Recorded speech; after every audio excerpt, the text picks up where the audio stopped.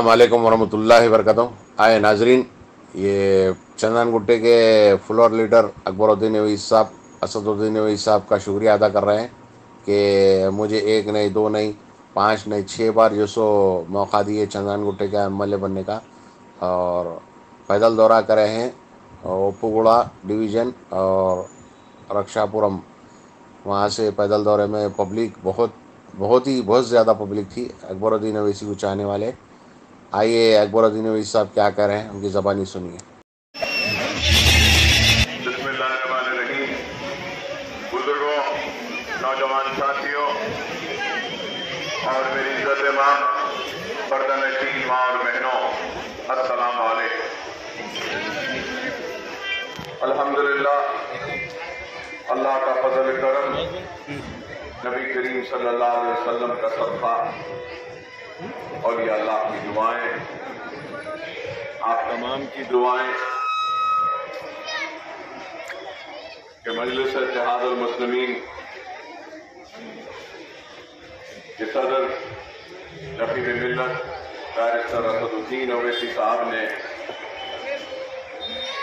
6वीं मरतबा मुझे मजलिस इत्तेहादुल मुस्लिमीन के उम्मीदवार की हैसियत से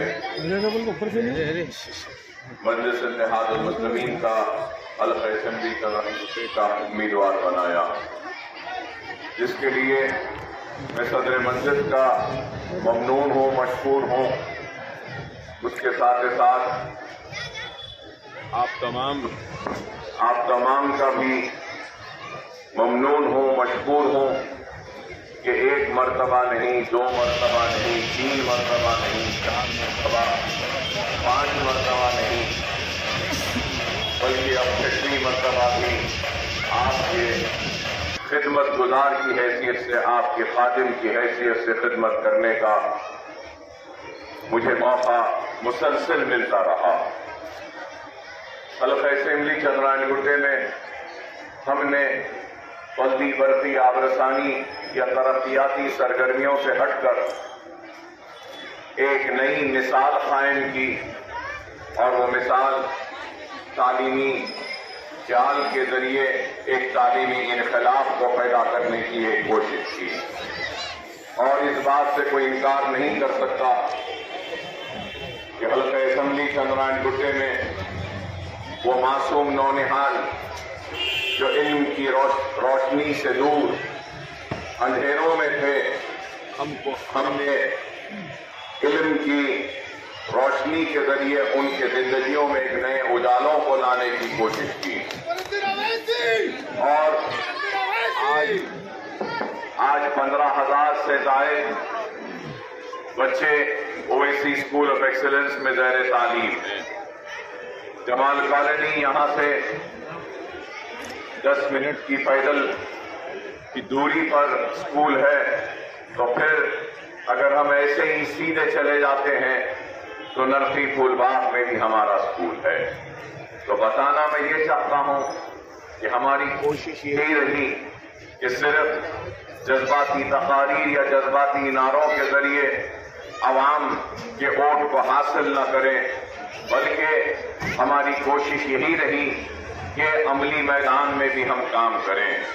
क्योंकि कौमों की तामीर जज्बाती तकारीर या नारों से नहीं होती, बल्कि कौमों की तामीर इल्म के जरिए होती है, जहालत के खात्मे के जरिए होती है, रोजगार के मौके फराहम करने से होती है।